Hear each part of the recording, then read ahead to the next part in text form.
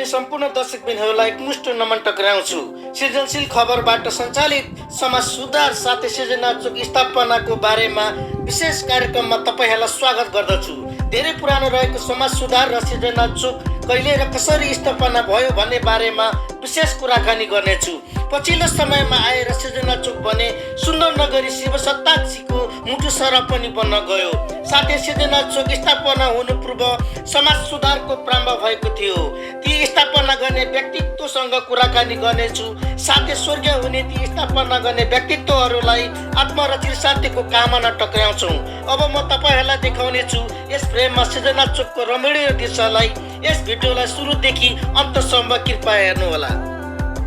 दर्शकबिन, यस फ्रेममा देखिएको दृश्य भने सुन्दर नगरी शिव सत्ताक्षीको मध्याह्न भागमा रहेको सृजना चोक हो भने यो देखिएको चौबाटोको बीचमा रहेको स्तम्भ भने स्वर्ग भूपाल इजमको रहेको छ।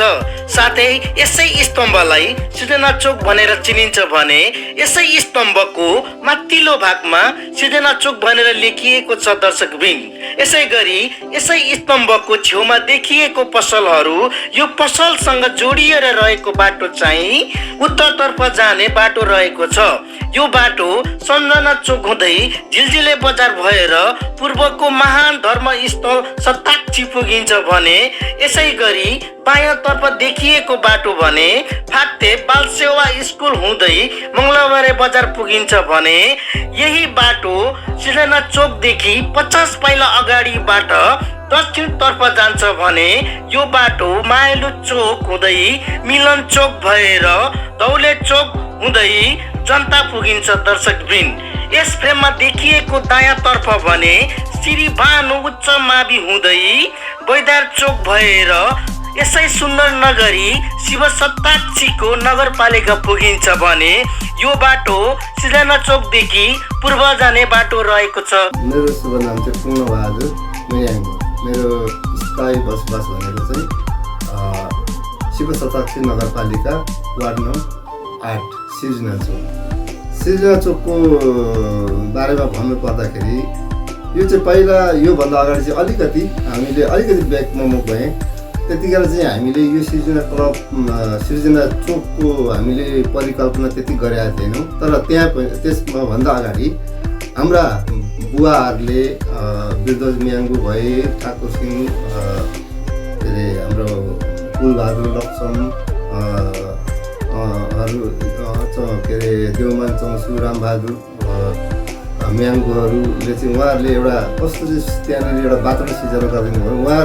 उहाँहरूले पनि प्रदेशदेखि आएर त्यो ठाउँमा स्थापना भएर बसेदेखि चाहिँ उहाँहरूले चाहिँ एउटा समाजमा केही गर्नुपर्छ, समाजमा चाहिँ केही सुधारहरू ल्याउनुपर्छ, हामी यसरी बस्नु हुँदैन, केही समाजलाई अगाडि के अरे बढाएर हाम्रा भावी सन्ततिहरूलाई चाहिँ केही अगाडि बढाउनुपर्छ भन्ने सोच राखेर उहाँहरूले चाहिँ एउटा समाज सुधार, त्यतिखेर समाज सुधार भनिन्थ्यो, त्यो समाज सुधारको सिलसिलामा उहाँहरूले चाहिँ त्यस बेला चाहिँ उहाँहरूले एउटा देउसी नाचहरू हिँडाएर एउटा उहाँहरूले एउटा समाज सुधारको लागि भनेर त्यतिखेरको चलनमा चाहिँ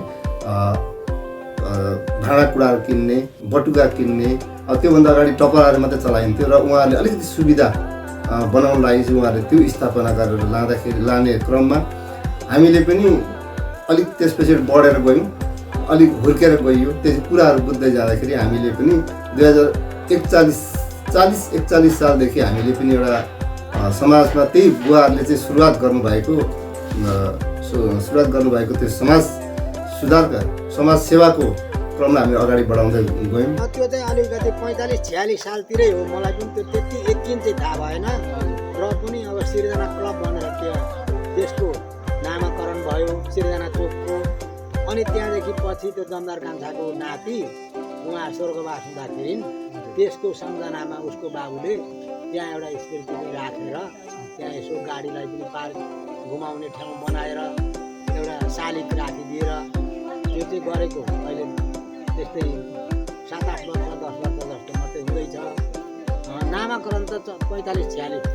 कसरी हामीले यसको सुरुवात गऱ्यौँ भन्नेमा म छोटो तरिकाले मात्रै भन्छु।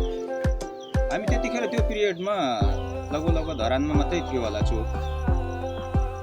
यहाँ हाम्रो चोक भनेको चाहिँ हिले चोक, गुणामारी चोक, धरमपुर चोक, केर्खा चोक हुँदै हामी गाडी मात्रै चढ्ने स्थितिमा थियो। र मेरो मानसिकता अथवा हामी 3 जना छौँ, हामी एकजना काशी उप्रेती हुनुहुन्छ र दिलसिंह मिनाङ्गो अहिले युकेमा हुनुहुन्छ। काशी उप्रेती अब यहीँ नै हुनुहुन्छ र म यहीँ छु फिलहालमा। र मेरो पनि त्यतिखेर एउटा मानसिकता के आयो भन्दाखेरि झिलझिलेबाट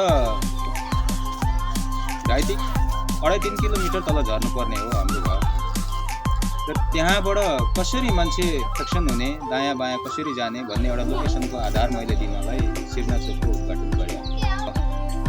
मूल कारण मैले अघि पनि भनिहालेँ अलिकति, किनभने मान्छे माथिबाट गाडीबाट ओर्लेर धेरै तल जानुपर्ने हुन्छ। पहिलाको अब त्यो शिवगञ्ज 4 हो मेरो घर, मास्तिर त्यही बोर्डर पर्छ अहिले चोक भएको ठाउँमा। त्यहाँदेखि माथि 87-2 हो, अहिले नगरपालिका बनेर मात्रै 8 बनिन्छ। त्यतिखेर धेरै लामो यात्रा गर्नुपर्दा मान्छेहरू बाटो भुलिन्छन्, दायाँ बायाँ कहाँ जानुपर्ने हो भन्ने मैले पोइन्टलाई लोकेसन दिएर त्यतिखेर दायाँ बायाँको हेरेर दिएर हामीले बनाउने कोसिस गरेको र सजिलो पनि परे जस्तो लाग्छ। सिर्जना भन्ने चाहिँ हामीले के राख्छ भन्दा कसैको अहिले पनि मानसिकता होला, कसैको नाममा राखेको होला, छोरीचेलीको नाममा राखेको होला, कसै के होला, तर त्यो होइन। हामीले सिर्जना भन्नुको मतलब है पहिलो सुरुवात भएको एउटा चोकको नाम हो र त्यसमा हामीले सैनिक चोक पनि राखौँ भन्ने पनि थियो। तर अब सैनिक चोक पनि नराखौँ, ब्रिटिस आर्मीहरू पर्याप्त थिए त्यहाँनिर होइन। त्यो कुरालाई पनि हामीले अलिकति रिजेक्ट गरेर है सिर्जना भनेको नयाँ इस्टाब्लिस हामीले गर्दैछौँ, यसको स्थापना गर्दैछौँ भनेर सिर्जना भनेकै सुरुवात गर्नु हो भनेर हामीले सिर्जना चोक चाहिँ खडा गरेर। त्यो मलाई पुरो मिति थाहा छैन, 2039 साल भन्नुहुन्छ। अनि स्थापना गर्ने चाहिँ अब पहिला बिरजोज मेयाङ्बो, रामप्रसाद मेयाङ्बो, देवमान चौसु, कुलबहादुर लक्ष्मबा, के को बलबहादुर राई, मानबहादुर राई, रङ्गलाल राई, सूर्यबहादुर कौडीबा इजम, लालबहादुर कौडी इजम, यति चाहिँ मलाई थाहा छ उनीहरू उल्लेख गरेका हो। जहाँ खाने बटुका हुँदैन थियो, बटुका किन्यौँ, त्यहाँदेखि फेरि पछाडि भात खाने थाल थिएन, माथि चुलीदेखि टपरा पात ल्याएर टपरा गाँसेर खान्थ्यौँ। अनि त्यहाँदेखि थाल किन्यौँ, थालदेखि फेरि पछाडि अलि 46-47 साल हुँदो फेरि तङ्बा किन्यौँ, त्यहाँदेखि त भाँडाहरू कराईहरू किनेका छौँ। त अब सबै सल्लाह गरेर यो केही देउसी उठाएर देउसीदेखि आएको पछि सबैले खानु हुँदैन, बरु एउटा के अरे समाज सुधारमै यसो गरौँ भनेर सल्लाह गरेर।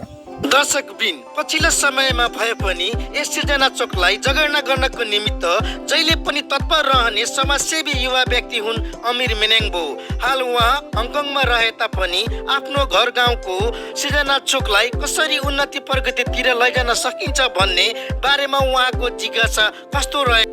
यस सृजनशील खबरलाई देश विदेशबाट हेरिदिनु हुने सम्पूर्ण दर्शकबिनहरूलाई म अमिर मेनेङ्बोको तर्फबाट नमस्कार भन्न चाहन्छु। सर्वप्रथम त सृजन युवा क्लबको बारेमा 2 शब्द बोल्न मौका दिनुभएकोमा किशोर राईज्यूलाई धन्यवाद दिन चाहन्छु। सृजना युवा क्लबको नामकरण सृजना चोकबाट भएको भनेको यहाँलाई अवगतै होला।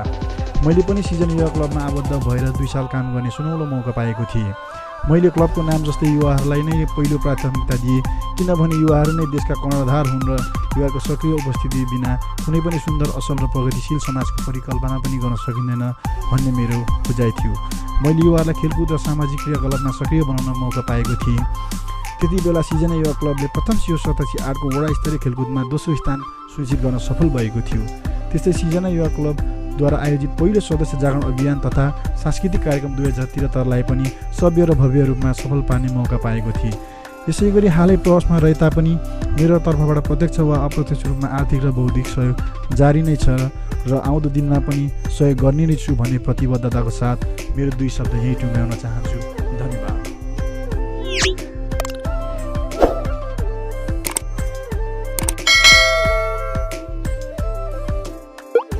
आदरणीय दर्शकवृन्द, सृजनशील खबर युट्युब च्यानलमा तपाईँहरूलाई स्वागत गर्दछु। सृजना चोक स्थापना गर्ने समाजसेवी व्यक्ति हुन् दिलसिंह मेनेङ्बो।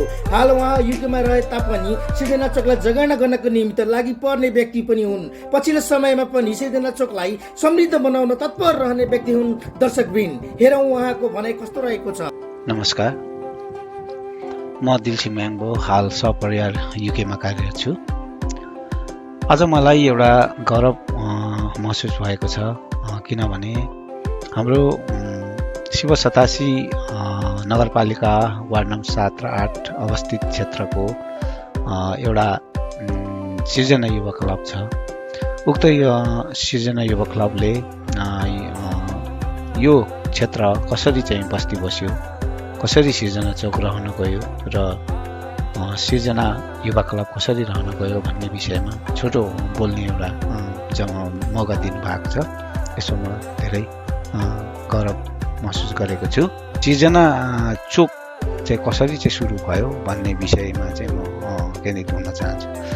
यो सिर्जना चोक चाहिँ जब त्यसरी हाम्रो अब 39, 31, 32, 33 त्यतिकै बित्दै गयो। हामी पनि त्यतिखेर अब अल्लरे बल्लरे हुँदै 2045 सालमा चाहिँ म भर्ती भएर चाहिँ म ब्रिटिस सेनामा आएँ, हङकङ आएँ। त्यसपछि म 2.5 वर्षको अन्तरालपछि म फर्स्ट छुट्टी पहिलो बिदामा म घर गएको थिएँ। घर गएपछि चाहिँ मलाई अब यो हाम्रो ठाउँ यो एउटा चौरस्तामा चाहिँ के नाम चाहिँ राखौँ भन्ने एउटा मलाई विचार आयो। त्यही मेरो विचारलाई मैले मेरो गाउँको मभन्दा सिनियर दाइहरू हुनुहुन्छ अनि मभन्दा जुनियर भाइहरू हुनुहुन्छ अनि अग्रज के अरे हाम्रा बुवाहरू काकाहरू अथवा गाउँको गार्जेनहरू हुनुहुन्थ्यो।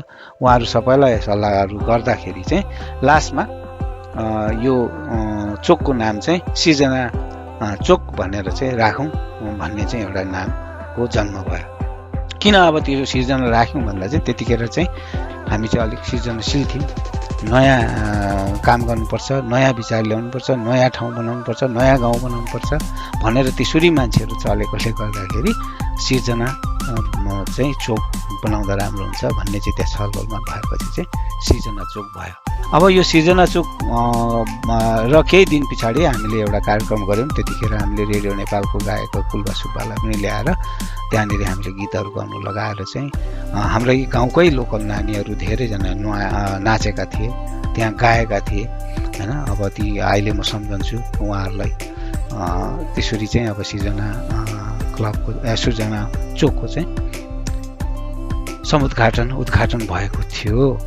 अब म अर्को अब सिर्जना क्लब चाहिँ कसरी अब रहन गयो भन्ने विषयमा भन्नुपर्दा चाहिँ पहिला पनि सिर्जना चोक बनिनुभन्दा पहिला पनि हाम्रो पालामा अथवा म छोडेर गए पनि मेरो दाइहरू मभन्दा अलिकति सिनियर दाइहरूले पनि पहिल्यैदेखि हामी चाहिँ नाचगान गरेर चाहिँ हामीले पैसाहरू उठाएर चाहिँ एउटा सुख दुःख अथवा भइपर्दाखेरि चाहिने सामग्रीहरू को चाहिँ जस्तै समाज सहयोग सामग्रीहरू चाहिँ हामीले चाहिँ किनेर जस्तै थाल बटुका माइकहरू आदि इत्यादिहरू पेट्रोल म्याक्सहरू यस्तोहरू चाहिँ किनेर चाहिँ गाउँमा राख्ने गर्थ्यौँ।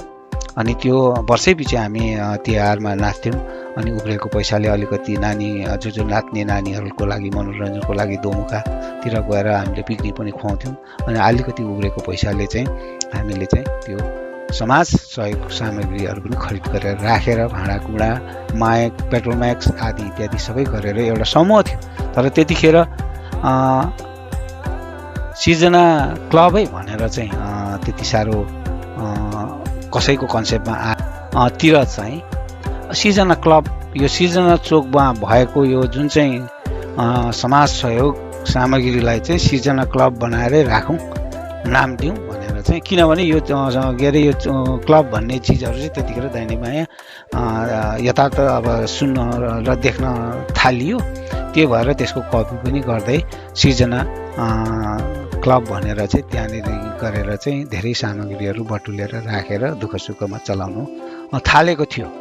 अब तर त्यतिखेर यो यति भएन कि लेखनमा चाहिँ हाम्रो त्यति साह्रो आएन। त्यतिखेर जब 69, 70, 71 सालको देखि चाहिँ अब भव्य रूपले चाहिँ हाम्रो अब सिर्जना चोकको बोर्ड बनिनु थाल्यो। त्यहाँदेखि अनि क्लबहरू चाहिँ लेख्नुपर्छ भनेर दाहिने बायाँ अब खेल्नु जाने, फुटबल खेल्नु जाने, भलिबल खेल्नु जाने अथवा विभिन्न क्लबहरूसँग चाहिँ समन्वय हुन थालेपछि चाहिँ अब सिर्जना युवा क्लबको चाहिँ भव्य अब प्रचार हुन थालेको चाहिँ मैले महसुस गरेको छु।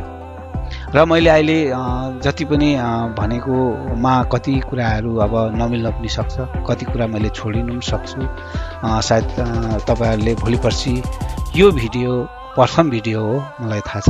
अब सेकेन्ड थर्ड तपाईँहरूले गर्नुहोस् अनि तीको लोकल अहिले जो जिउँदो बसेका छन् बुढापाका र मेरो पुस्ता अनि अब यङ जसलाई थाहा छ उहाँहरूसँग पनि सोधखोज गरेर यो भिडियोलाई के अरे छायाङ्कन गर्नुहोला र योभन्दा पनि अझै मिस्टेकहरू भयो भने अर्को आउने भिडियोमा पनि तपाईँहरूले समीक्षा गरेर जोडेर भोलि पर्सि यथार्थ कुराहरू पनि निकाल्न सक्नुहुन्छ।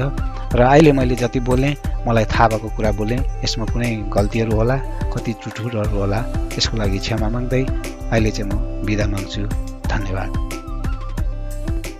फाइनली दर्शकबिन सुन्दरनगरी शिव शताक्षीको आसपासभित्र रहेको सबैभन्दा पुरानो स्थापना भएको सिर्जना चोक तपाईँहरूलाई कस्तो लाग्यो?